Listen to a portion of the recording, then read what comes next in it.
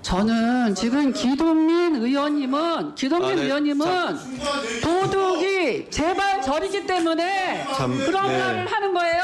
예. 지금 도둑이 제발 저려서 잠시만요. 지금 예. 제가 대통령의 기억력 문제를 잠시만요. 복지부 장관이 챙기라고 아니요. 했어요. 자. 복지부 장관이 왜 못 챙깁니까? 그래서 국정감사장 진행이 이따위 소리 할수 있어요. 기억력이 틀린 건 맞지 않습니까? 뭐가 기억이 있어요? 기억력이 뭐가 안 틀립니까? 그러면 자, 지금 들으신 내용 2019년 국회 보건복지부 국정감사장에서 당시 김승희 자유한국당 의원과 민주당 의원 간의 고성이 오갔던 장면입니다. 자, 문재인 대통령 향해서 치매 초기 증상이 의심된다 이런 취지를 발언을 해서 막말 논란을 산 바가 있는 거죠. 바로 그 김승희 전 의원이 어제 보건복지부 장관 후보자로 지명이 됐습니다. 민주당에서는 부적절한 인사라는 비판이 나왔고요.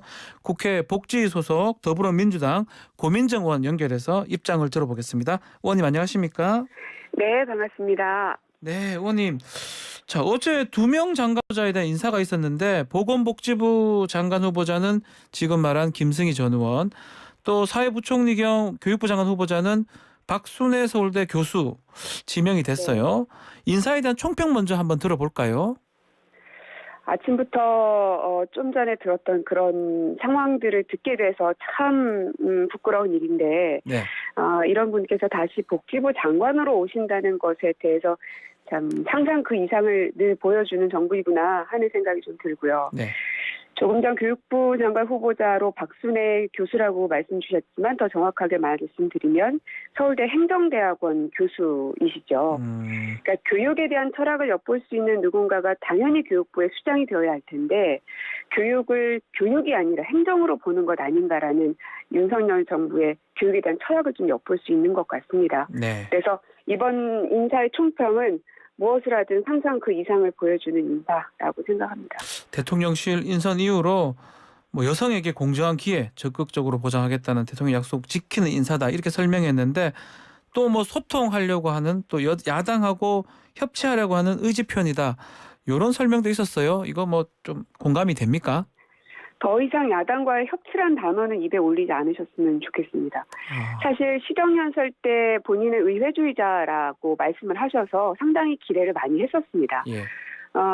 우리 이제 야당에서뿐만 아니라 언론에서도 또 국민 여론에서도 여러 장관들에 대한 부적합성을 계속 말씀을 드렸지만 어느 누구 하나 이 지명 철회를 하지 않았고요. 결국 마지막에도 정호영 후보자 역시 지명 철회가 아니라 잦은 사퇴 형식으로 물러났죠. 네. 저희는 협치라는 걸 이루기 위해서 한덕수 총리에 대한 인준을 해주는 이런 행위까지 했음에도 불구하고 과연 협치를 위해서 무엇을 했는가 묻고 싶고요. 또 여성에 대해서 공정한 기회를 말씀하셨지만 공감하는 국민들이 얼마나 될까 싶습니다. 지금 현재 그 부처 장관 임명되신 분들 가운데서 여가부, 중기부, 환경부 이렇게 세 분만 딱 여성이거든요. 네. 그럼 전체에 비해서 19%밖에는 되지가 않습니다. 설령 이번에 2명의 여성 후보자들이 통과를 한다고 하더라도 네. 28%이기 때문에 문재인 정부 정도 수준이거든요. 그래서 이 여성이 없다라는 지적을 받자 여기에 이제 억지로 여성을 끼워 맞추기를 하고 있는데 하실 거면 정말 능력 있는 여성을 앉히셨어야 되는데 이런 분들을 앉히기 때문에 자꾸만 남성들에게서 역차별이라는 얘기가 나오는 거라고 생각하거든요. 아하, 알겠습니다. 자, 김승희 후보자 좀 전에 말한 것처럼 문재인 대통령 침해 발언을 해서 막말 논란이 됐던 인물인데 대통령실에서 이 사실을 몰랐을까요? 아니면 알고도 지명을 했을까요? 어떻게 보십니까? 아유, 몰랐을 리가 없죠. 세상 사람 다 아는 이야기인 것이고 워낙 그 당시에 이 대통령 침해 발언은 뭐 세상을 떠들썩하게 할 정도였으니까요. 네. 세상과 완전히 문을 닫고 있는 사람들이 아닌 이상 모를 수가 없고요.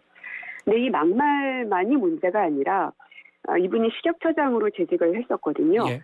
그 당시에 전문성으로서도 무능했던 바가 있었습니다. 뭐냐면 2015년에 재직 중일 때 가짜 백수호 파동 때 독성이 확인된 가짜 백수호에 대해서 섭취에도 인체 위에 문제가 없는 것으로 판단한다라는 이런 무책임한 발언을 해서 예. 무능한 식약처장으로 이 낙인이 찍혀 있던 분이기도 하거든요. 예. 그래서 어떻게 이런 분을 보건복지의 수장으로 앉힐 생각을 했을까? 저는 정말 그 상상력이 이해가 되지가 않습니다.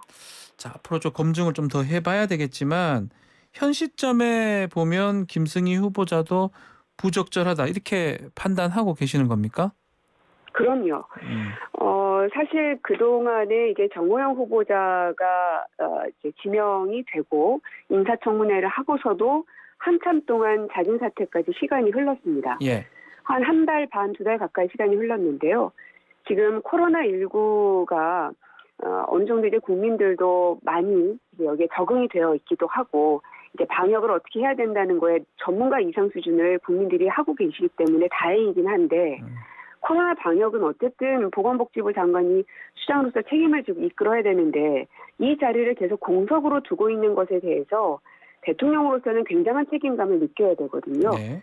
무책임한 인사를 지금 계속하고 있는 것에 대해서 굉장히 유감을 표하고 싶고요. 네. 뿐만 아니라 이제 후임자로 지명한 사람이 이 막말 그리고 전문성에서도 인정받지 못하고 있는 김승희 후보자라는 부분에 대해서는 국민들뿐 아니라 우리 보건복지계에 있는 모든 사람들을 우롱하는 처사라고 생각합니다. 알겠습니다. 아마 청문회 지방선거 이후에 실시가 될 것 같은데 지켜보기로 하고요. 다른 현안 질문 좀 드리겠습니다. 지난번에 국회 예결위 한동훈 장관하고 불꽃 튀는 설전 아주 영상이 화제가 됐었는데요. 한동훈 장관한테 무슨 얘기를 듣고 싶었던 겁니까? 살아있는 권력에게도 이제 공정한 수사를 하겠다라는 게 윤석열 정부의 가장 큰 가치라고 생각을 합니다. 예. 과연 이에 대해서도 명백하게 잘 지킬 것인지에 대한 답을 좀 듣고 싶었고요. 특히나 이제 김건희 여사 같은 경우는 도이치모터스 주가 조작 문제도 있지만 허위 학력으로 선거 기간에도 본인 스스로가 잘못된 허위였음을 인정했던 바가 있습니다. 그렇죠. 예. 그런데 잘못했다라고 말로만 사과할 일은 아니라는 것이죠. 잘못된 허위 학력으로 인해서 다른 사람들이 피해를 본 사건인 것입니다. 그러면 여기에 대해서 권력이 있는 사람이든 아니든 명명백백하게 조사가 되어야 하는데 지금 소환 조사가 전혀 이루어지지 않고 있거든요. 예. 그래서 제가 소환 조사할 거냐 했더니 답하지 않았고 그러면 어떤 조사 방법이 있냐라고 물었는데 그에 대해서도 끝까지 답을 하지 않았죠.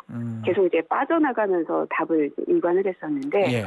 그러니까 대충 뭐 서면 조사로 끝낼 심사는 아니기를 바라는 바이고요.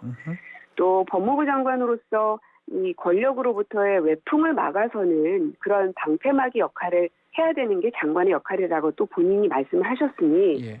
대통령과 대통령의 부인 그 누구라 하더라도 그런 권력의 힘으로부터 외풍을 막아서 공정한 수사, 어떤 국민이 보더라도 정말 공정하게 수사가 이루어지고 있구나라고 인정할 수 있게끔 장관의 역할을 해주셨으면 좋겠고요. 네. 물론 곤혹스러울 수는 있을 겁니다. 자신을 독립투사 수준으로 인정했던 분이시고 또 장관으로 임명하면서 굉장히 많은 신임을 보내고 있는 분이 현재 윤석열 대통령이시기 때문에 곤혹스럽긴 하겠지만 네. 때로는 공정한 수사를 위해서라면 주군의 잘못에 대해서 화살을 겨눌 수 있는 용기도 전 있어야 된다고 생각하거든요. 그래서 앞으로 어떻게 그 외풍을 막아나가실지 지켜보도록 하겠습니다. 자, 법무부 산하의 인사정보관리단 신설 문제 이것도 질문을 좀 드려야 될 것 같은데 어제 시행령 개정안 입법 예고가 됐는데 이게 지금 시행령만 고쳐서 가능한 일인지 국회가 그냥 가만히 있어도 되는지 궁금하네요. 어떻습니까? 가능하지 않습니다. 그래서 법사위에서도 아마 여기에 대해서 이제 전체 회의를 요구한 것으로 알고 있는데요. 예. 이 현행 정부 조직법상으로 법무부 사무에는 인사 검증이 포함되어 있지가 않습니다. 예.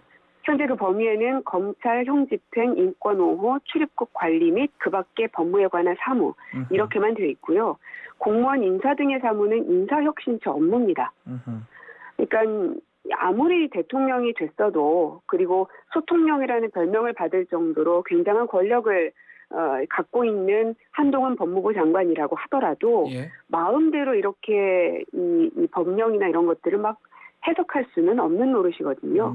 그래서 이 명백한 위법 사안이기 때문에 본인이 초법적 권한을 갖겠다라는 것을 선포하는 게 아닌 이상 절차와 규정에 대해서 눈 감지 말고 귀 닫지 않으시기를 권고드립니다.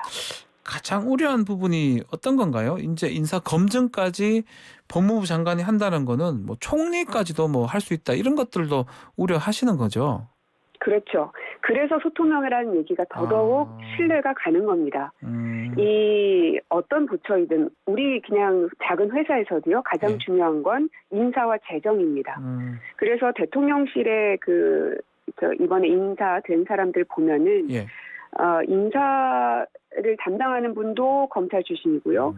재정을 담당하는 총무비서관도 그 유명한 윤재순 비서관이시죠. 그분도 네. 검찰 출신입니다. 주시고. 그러니까 그 정도로 인사와 재정만큼은 명확하게 측근으로 채워가는 것을 보면 그만큼 중요하다는 겁니다. 네. 그런데 이 모든 사람들의 이 검증, 인사 검증을 법무부에서 가져가겠다.